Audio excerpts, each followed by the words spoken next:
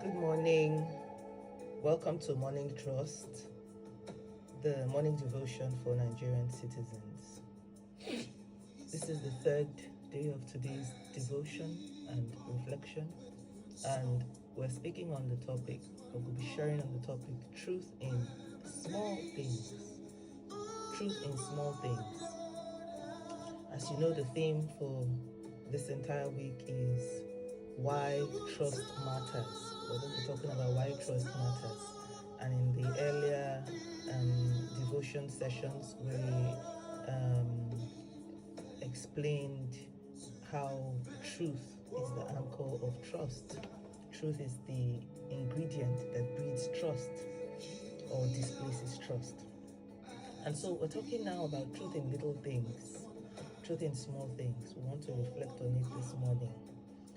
Our readings are going to be taken from 3 sources, as is our pattern in this morning devotion session for citizens, because amongst us we have people who are Christian faithfuls, we have people who are Muslim faithfuls, we have people who adhere to African traditional beliefs. So our sources are from the Bible, the Quran, the Surah and the Quran, and African philosophical compilations. Our first source is taken from Proverbs chapter 19 verse 1. It is a Bible verse, Proverbs 19 verse 1, and it says, "Better is a poor person who walks in integrity than one who is crooked in speech." Better is a poor person who walks in integrity than one who is crooked in speech. Now our second source is from the Quran, and this is the second book of the Quran, verse 42. It's talking about truthfulness and concealing the truth. That is the second book of the Quran, verse 42. It says, "And do not mix the truth with falsehood, or conceal the truth while you know it." Again, "and do not mix the truth with falsehood, or conceal the truth while you know it." An African philosophy, a proverb from African philosophical compilation says, "It is little by little that a person becomes what they practice. Slowly, slowly, a person becomes what they practice." This is an adage translated from an African language into English. It says, slowly, slowly, little by little, a person unfolds into what they practice. Again, we're talking about the topic, truth in little things. So what are all these sources, whether it's from the Bible, the Quran, African philosophy, say? And why must we reflect on them as we act as citizens in everyday life? It's emphasizing these sources are simply telling us why little lies matter. How character is built through daily actions. Why integrity is relevant in a society. How does private dishonesty connect with public trust? As I said, truth is that ingredient that makes trust possible. When you take away truth, you destroy cooperation. That's just it. When you see this thing called truth and dishonesty, they start in little things, and that's what people don't know, we take for granted. Their character is like a house which is built by little bricks. Dishonesty starts in little things. Little things. You start small. Sometimes, not even noticeable. That's why we talked in one of the earlier devotions about white lies. It's just a little lie, just a little lie. It's not about that tiny so-called little lie. It's about the confidence you gain from telling it. It's about how it forms your makeup. It becomes gradually who you are. This is why the African adage is saying, now small person, they become something. Now little by little, seed they grow into tree. It is gradually all those bricks are placed upon each other. Pam, pam, bricks of lies, dishonesty, until the house is standing. Your character is fully formed. Little things. You hide, you do something, you hide it. You get away with it. You take something that doesn't belong to you. You lie about it. You get away with it.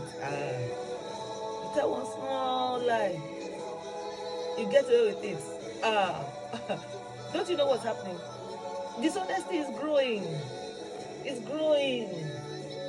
It's growing into a large house. Imagine everybody all around you, starting that way, building the house or a character around small lies, tiny like that, at home, in school, when talking with neighbors. It's working. You're getting away with people. Boom! You move into the public space. You get into the workplace. You get into society. They appoint you as a director. They make you school leader, head of the team. And that's all you've been practicing since your entire life.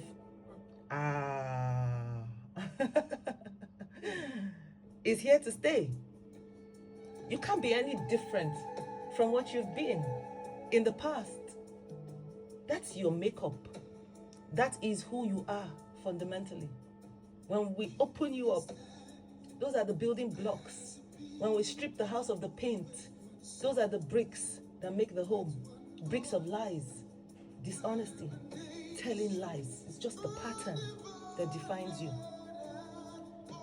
You know? That is why you will have somebody that will confidently come and tell the public, the money was eaten by a snake. That person did not start that day. They started many years ago, probably from childhood. They started many years ago when they first joined the workforce. They started early, and it wasn't curbed. In fact, it was, celebrated. We will laugh about it. They're getting ahead. They're making progress.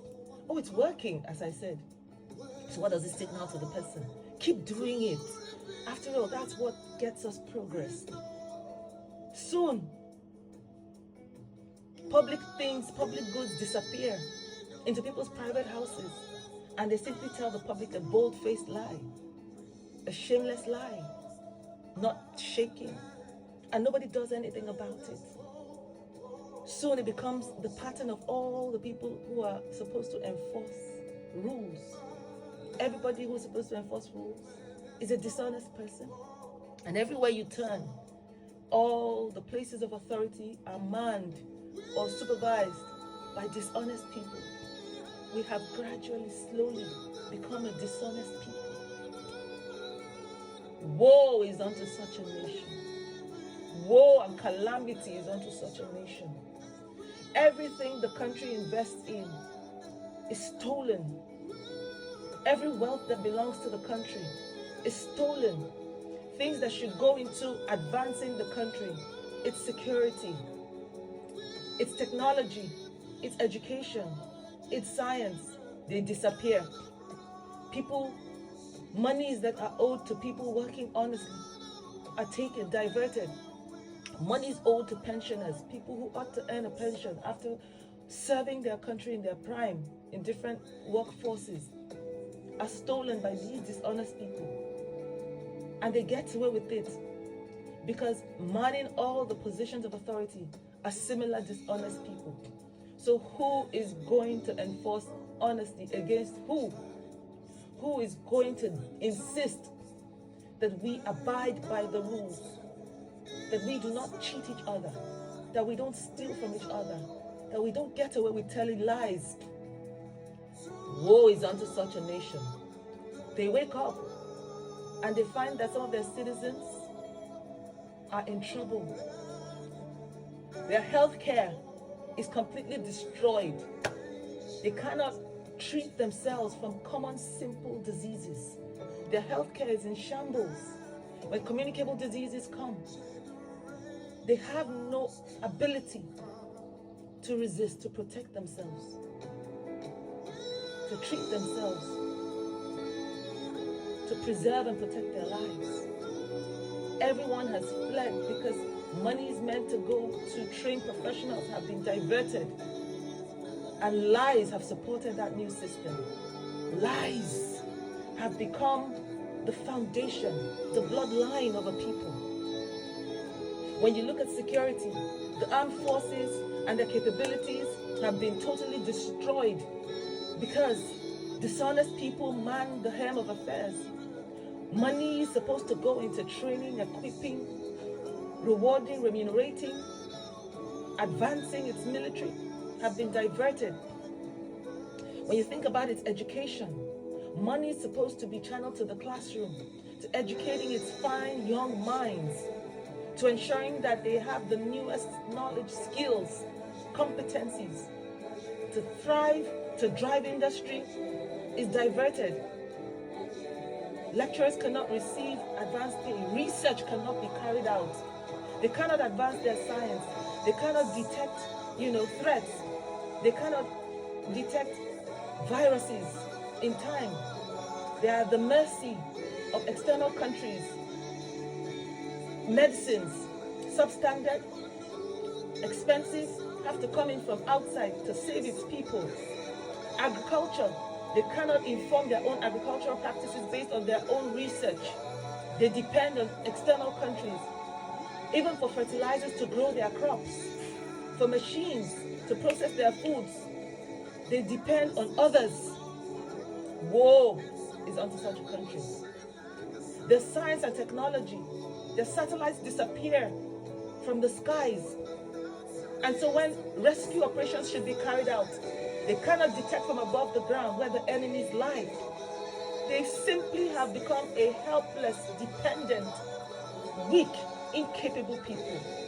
Because lies define the bloodlines of how that country operates. Lies define our lives.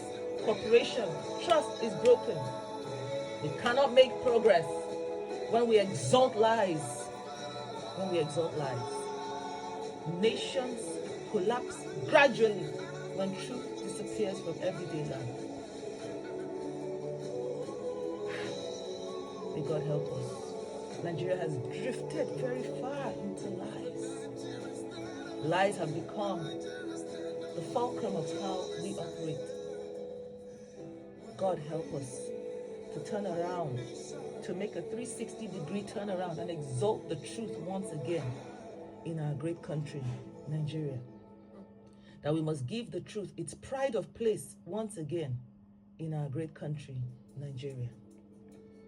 Dear God, we thank you for a new day. We thank you for another opportunity to experience life on earth today. Help us to live purposefully, kindly, contentedly, brilliantly, honestly, and fully. Guide us, protect us, teach us, correct us, inspire us. At the end of today, may we bring glory to your name and to our great nation, Nigeria. Dear God, we thank you for a new day. We thank you for another opportunity for our leaders to experience life on earth today. Help them to live purposefully, kindly, contentedly, brilliantly, honestly, and fully. Guide them, protect them, teach them, correct them, and inspire them. At the end of today, may they bring glory to your name and to our great nation, Nigeria.